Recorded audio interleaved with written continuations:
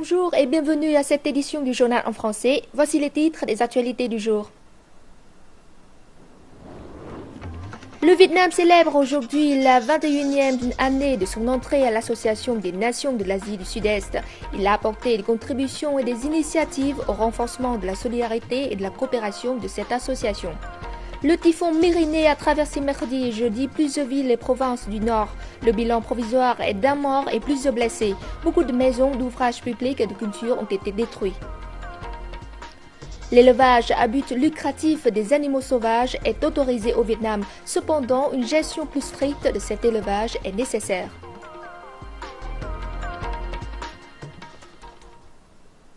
Jeudi, l'Assemblée nationale a ratifié 26 membres du gouvernement, dont 5 vice-premiers ministres, 17 ministres et 4 chefs d'agence de niveau ministériel.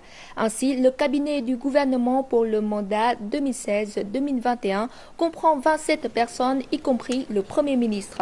À cette occasion, les députés ont souhaité que le nouveau gouvernement procède à des réformes radicales pour aider le pays à se développer et à accélérer son intégration internationale.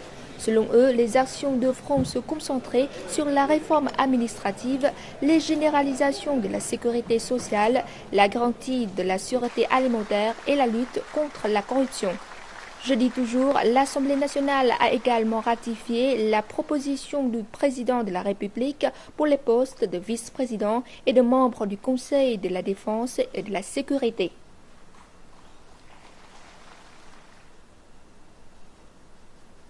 Il y a 21 ans, le Vietnam est officiellement devenu membre de l'Association des Nations de l'Asie du Sud-Est, l'ASEAN.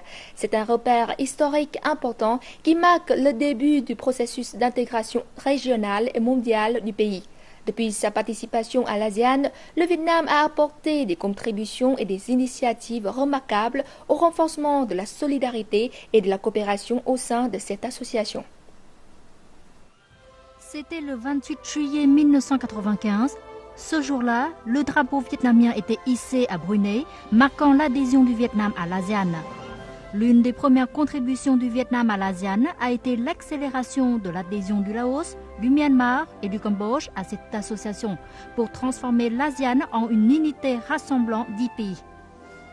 Seulement 3 ans après son adhésion, le Vietnam a pu organiser avec succès le 6e sommet de l'ASEAN qui a adopté le plan d'action d'Hanoï. Ce plan a aidé l'ASEAN à maintenir la coopération dans son sein et à consolider sa position dans les moments difficiles, comme lors de la crise financière en 1997 et 1998. En 2010, en tant que président de l'ASEAN, le Vietnam a contribué à la mise en application de la charte et de la feuille de route de l'ASEAN.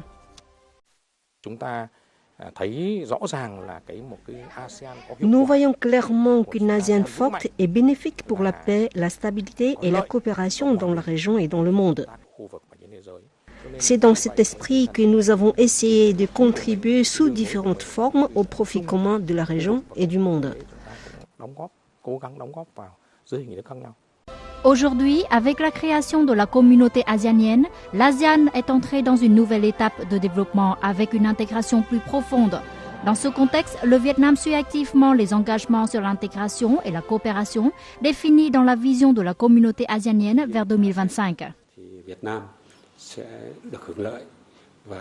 En tant que membre de l'ASEAN, le Vietnam bénéficiera des nouvelles opportunités dans le processus de coopération régionale et de coopération entre l'ASEAN et ses grands partenaires. En tant que membre responsable de l'ASEAN, le Vietnam fait toujours de son mieux pour contribuer à la construction d'une communauté forte, solidaire et prospère pour 600 millions de personnes. La création de la communauté économique de l'ASEAN en décembre 2015 a donné le feu vert à la libre circulation de la main-d'œuvre au sein de la communauté. Afin d'améliorer la qualité de cette main-d'œuvre, le réseau des universités de l'ASEAN a eu l'initiative d'évaluer la qualité de la formation universitaire selon les critères ASEANiens AUN-QA. Ces normes sont-elles bénéfiques pour l'enseignement supérieur du Vietnam? Les détails avec Kiewang. Ces étudiants suivent un programme d'économie extérieure de qualité et de gestion commerciale de l'Université d'économie relevant de l'Université nationale de Hanoï.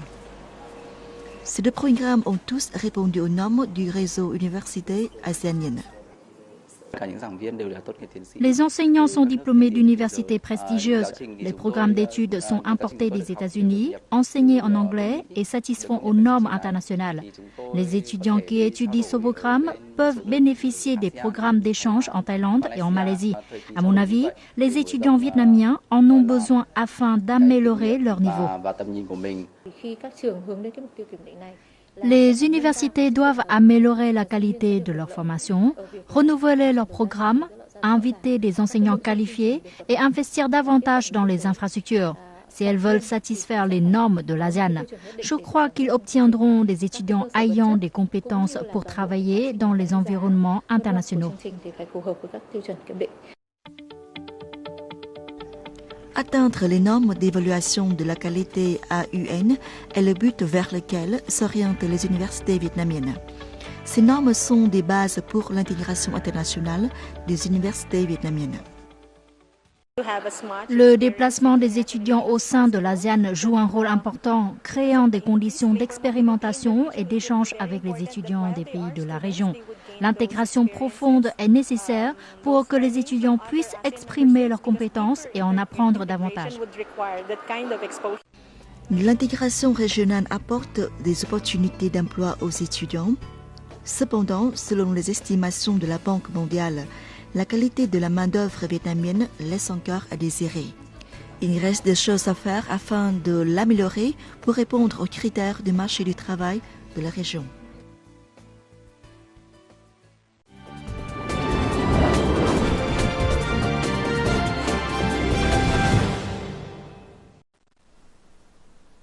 Le Vietnam affirme de nouveau sa souveraineté incontestable sur les deux archipels de Hoàng Sa Paracel et de Trường Sa Spratly. Toutes les activités menées par d'autres pays dans ces zones sans l'autorisation du Vietnam sont illégales. C'est ce qu'a affirmé jeudi à Hanoï le porte-parole du ministère vietnamien des Affaires étrangères Lê Hải Bình en répondant à la presse sur la récente visite effectuée par certains officiels taïwanais sur l'île d'Itu Aba, rattachée à l'archipel de Trường Sa Spratly du Vietnam. M. Lê Hải Bình a également conclu que la récente visite effectuée par certains officiels taïwanais sur l'île d'Itu Aba a gravement porté atteinte à la souveraineté du Vietnam sur l'archipel de Trường Sa. Le Vietnam proteste énergiquement et demande à Taïwan de ne plus reproduire ce type d'agissement afin de garantir la paix et la stabilité en mer orientale.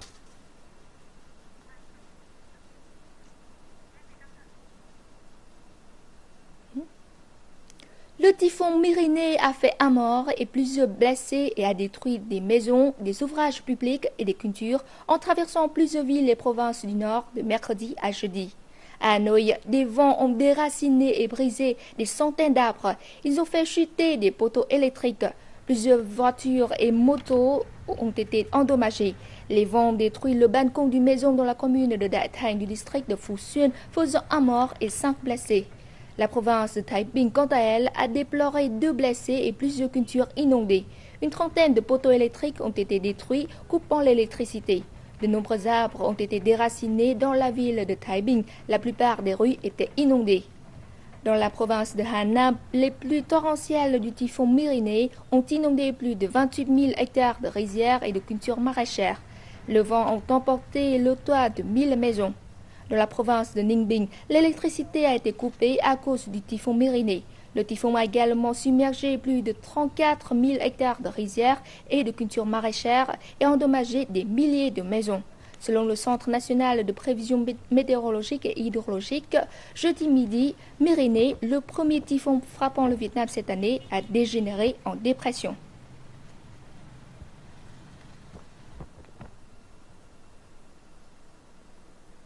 Jeudi, un télégramme du Premier ministre a été adressé au Comité populaire des villes et des provinces du Nord et de la province de Thanh Hóa au centre et au ministère concerné. Selon ce télégramme, le Premier ministre leur a demandé de conjurer leurs efforts afin de parer rapidement aux conséquences de ce typhon. Pour la première fois depuis 20 ans, le fonds d'investissement direct étranger dans le delta du Mekong atteint 1,4 milliard de dollars.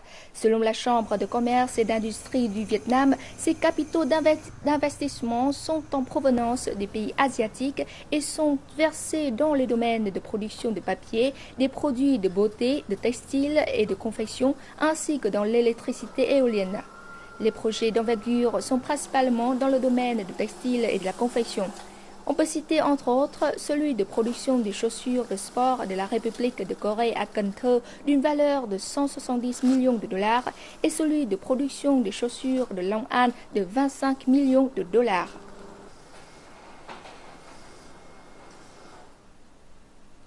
Durant les 6 premiers mois de cette année, plusieurs secteurs de l'économie du Vietnam ont connu des taux de croissance intérieurs à l'an dernier. Cette situation, de même que l'évolution défavorable de l'économie mondiale, a fait pression sur l'économie vietnamienne.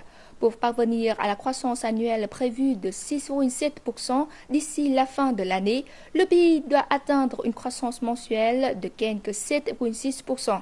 Donner un coup de pouce à la croissance sera donc la première tâche des ministères, des branches et de la communauté des entrepreneurs. Le textile et la confection étaient considérés comme le secteur disposant des conditions les plus favorables cette année. Cependant, cette industrie n'atteint qu'un chiffre d'affaires d'environ 12,6 milliards de dollars lors des 6 premiers mois de l'année. Elle aura du mal à parvenir à l'objectif fixé sur toute l'année. Ces 7 derniers mois, les exportations de ce secteur ont atteint une croissance de moins de 5%. Comme plusieurs accords de libre-échange ne sont pas encore entrés en vigueur, le Vietnam n'est toujours pas plus attrayant que les autres marchés. Cela alors que les produits du Bangladesh, du Laos et du Cambodge bénéficient d'avantages tarifaires par rapport aux nôtres. À part ce secteur, plusieurs autres rencontrent aussi des difficultés en raison du déclin de l'économie mondiale. Selon l'Institut de recherche sur l'économie et les politiques, des signes d'augmentation du crédit sont déjà observés sur les marchés monétaires et ce sera un risque pour la macroéconomie si cela continue. Les crédits sont élargis. Il y a 2-3 ans, nous avons appliqué des restrictions pour mieux contrôler le marché monétaire et stabiliser la macroéconomie. Maintenant, les crédits ont tendance à augmenter. Le gouvernement souhaite accélérer aussi le décaissement des investissements publics. Il faut être très prudent pour ne pas entraîner un gaspillage ou une utilisation peu efficace des capitaux. Selon certains experts étrangers, dans le contexte où le déficit budgétaire et la dette publique du Vietnam sont élevés, son gouvernement doit renforcer le contrôle de l'accord des crédits et l'utilisation des fonds. Le gouvernement vietnamien a promis d'assurer la viabilité de la dette publique. Il faut maintenir cet engagement par des actions concrètes afin d'équilibrer le budget de l'État à moyen terme.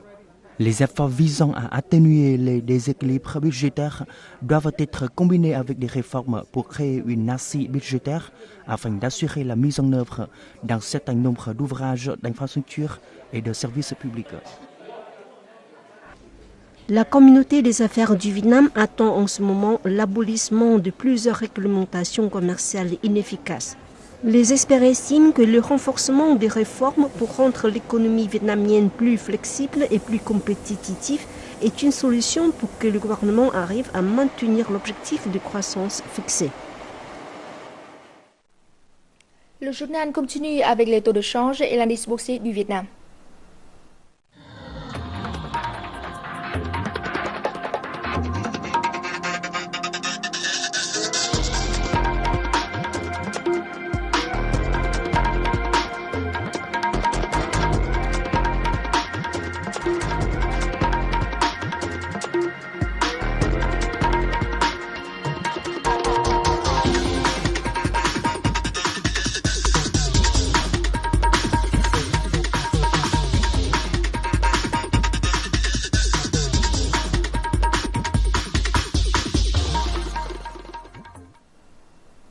Selon les données de l'Association d'anesthésie et de réanimation du Vietnam, le pays compte en moyenne un anesthésiste pour 134 000 patients. Pour remédier à cette pénurie, cette association cherche à coopérer avec des investisseurs étrangers pour améliorer l'équipement et la formation des anesthésistes. La mise en service de la première salle de simulation équipée pour l'anesthésie et la réanimation à l'hôpital d'amitié Vietnam-Allemagne à Hanoï est le premier pas dans ce sens. Nous en saurons plus dans le reportage suivant. Ces médecins sont en train de pratiquer une opération dans la salle de simulation équipée pour l'anesthésie et la réanimation à l'hôpital d'amitié Vietnam-Allemagne. Ils sont les premiers à pouvoir s'entraîner dans ces salles. Selon eux, sans ces salles de simulation, les jeunes médecins n'auraient pas la possibilité de s'entraîner aux cas difficiles comme celui-ci. Les débutants comme moi ne pouvons pas participer directement en cas de problème de l'appareil circulatoire comme celle-ci. Grâce à cette salle de simulation, nous pouvons nous entraîner et améliorer ainsi nos compétences professionnelles. Ce sera utile lorsque nous rencontrerons une situation identique. Cette salle de simulation équipée pour l'anesthésie et la réanimation est fournie par une société singapourienne et l'Association d'anesthésie et de réanimation du Vietnam. Tous ces appareils et équipements coûtent environ 270 000 $. Avec 3 appareils d'anesthésie différents, les apprentis peuvent se familiariser avec les conditions de travail dans les hôpitaux en ville comme à la campagne. Dans d'autres pays, la pratique dans les salles de simulation comme celle-ci est obligatoire pour l'obtention du certificat dans ce domaine.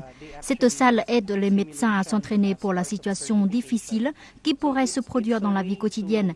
Avec cette salle de simulation, nous espérons aider les anesthésistes vietnamiens à avoir un développement homogène. À présent, le Vietnam manque encore beaucoup d'anesthésistes expérimentés.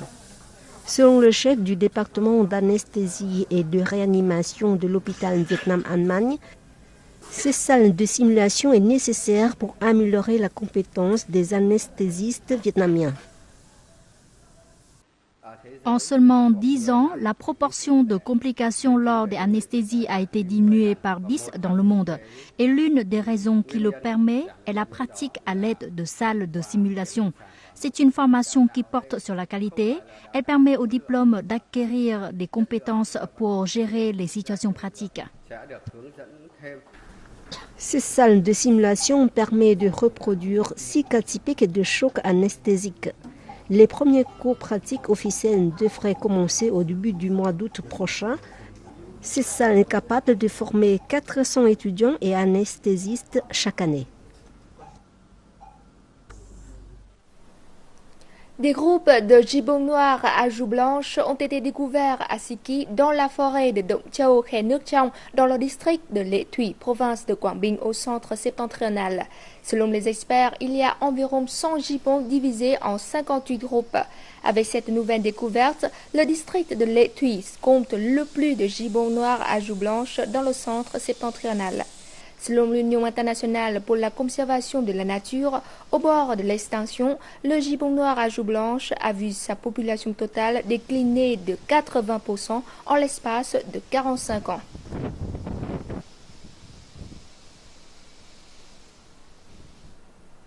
L'élevage à but lucratif des animaux sauvages n'est pas interdit au Vietnam car on considère que cette activité permet de réduire la chasse et l'exploitation de ces animaux. Pourtant, selon une récente enquête du Centre d'éducation pour la nature, plusieurs personnes ont abusé de cette autorisation pour pratiquer le commerce illégal d'animaux. Une gestion plus stricte de l'élevage des animaux sauvages s'avère nécessaire. La loi vietnamienne autorise l'élevage des animaux sauvages si les établissements répondent aux exigences et aux normes sur les cages et la sécurité. Pour les particuliers, il faut avoir la permission des autorités compétentes. Cependant, cette réglementation peut créer des opportunités pour le trafic d'animaux sauvages.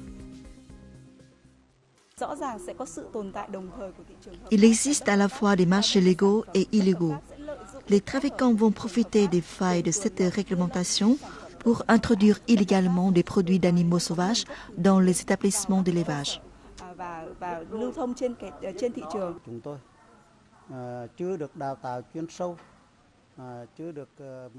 Il nous manque de l'expérience professionnelle alors que nous n'avons pas distingué les animaux d'élevage ou sauvages. Il est difficile de savoir d'où proviennent ces animaux.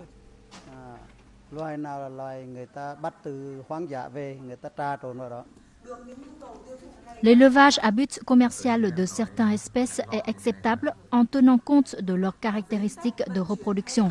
Cependant, cela doit être soigneusement contrôlé. À mon avis, nous devons encourager l'élevage des animaux que nous sommes capables de contrôler. Par contre, pour les espèces en voie de disparition, l'élevage va entraîner l'extinction dans la nature. Le Vietnam fait beaucoup d'efforts dans la lutte contre le commerce illégal d'animaux sauvages. Cependant, il faut combler les lacunes du système juridique lié à l'élevage d'animaux sauvages.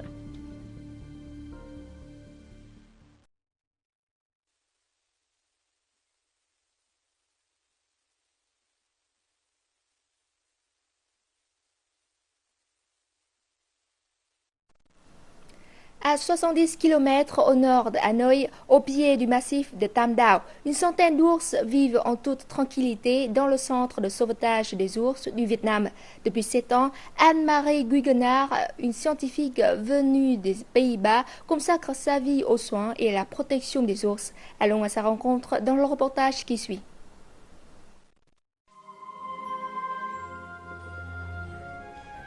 En 2006, Anne-Marie a rejoint l'ONG internationale Animals Asia, spécialisée dans la protection des animaux. Elle a d'abord travaillé pour le centre de sauvetage des ours en Chine. 2 ans plus tard, Anne-Marie a déménagé au Vietnam et y a établi le centre de secours des ours à Tam Dao.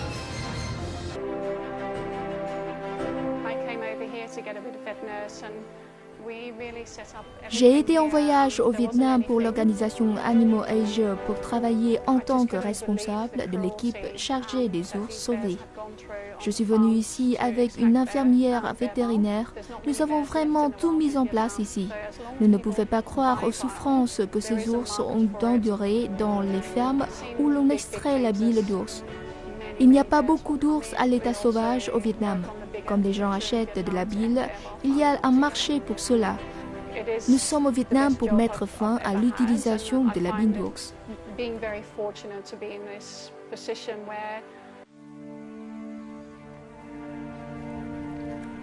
Au Vietnam, environ 1200 ours sont en captivité dans des fermes et soumis à l'extraction régulière de la bile. L'extraction de la bile est illégale au Vietnam depuis 1992, mais les ours sont régulièrement trouvés en captivité à travers le pays et braconnés dans la nature, car beaucoup de gens croient encore que la bile d'ours est un ingrédient irremplaçable de la médecine traditionnelle. Les ours peuvent être gardés en cage comme cela jusqu'à 30 ans. Certains ours sont en cage depuis qu'ils sont petits et n'ont jamais connu la liberté. Ces ours souffrent de traumatismes, de maladies et seront finalement tués.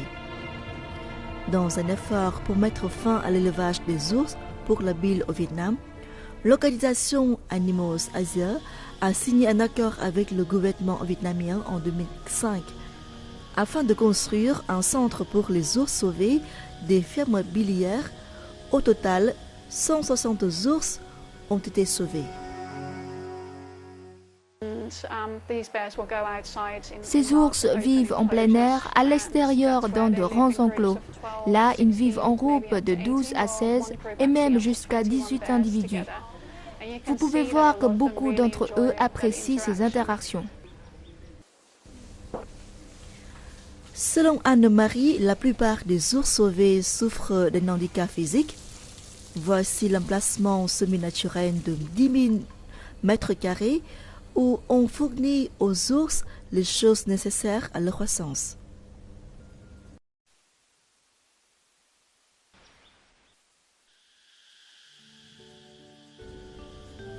Cependant, les ours sauvés ne sont pas tous chanceux.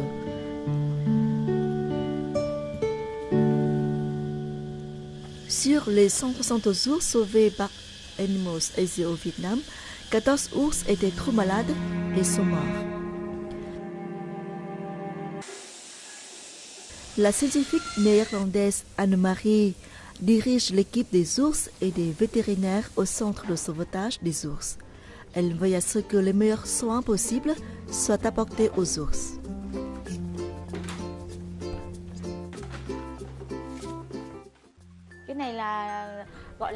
Les ours mangent des fruits frais et boivent de l'eau. Les aliments sont servis dans des enclos semi-naturels qui encouragent les ours à passer plus de temps à manger et à jouer. Tous les ours au centre de sauvetage à Tam Dao reçoivent les meilleurs soins médicaux. Aujourd'hui, un ours à peine le cas est consulté par une équipe vétérinaire hautement qualifiée. Nous avons 2 vétérinaires qualifiés pour aider les ours. Richie, qui est responsable de l'anesthésie. Sa tâche est de faire en sorte que l'ours soit confortable et endormi parce que l'ours est encore un animal sauvage qui pourrait nous blesser s'il se réveille. Le centre de sauvetage des ours du Vietnam à Tam Dao compte plus de 400 membres et la quasi-totalité d'entre eux sont des habitants locaux. Depuis l'ouverture du centre, Annemarie a recruté tous les membres locaux pour son équipe. Je connais Annemarie depuis 2008. Elle est une gestionnaire incroyable avec beaucoup de connaissances sur le travail. Elle comprend la culture asiatique. Elle aime les ours et a sacrifié ses propres intérêts pour eux. Il est difficile de trouver quelqu'un comme elle.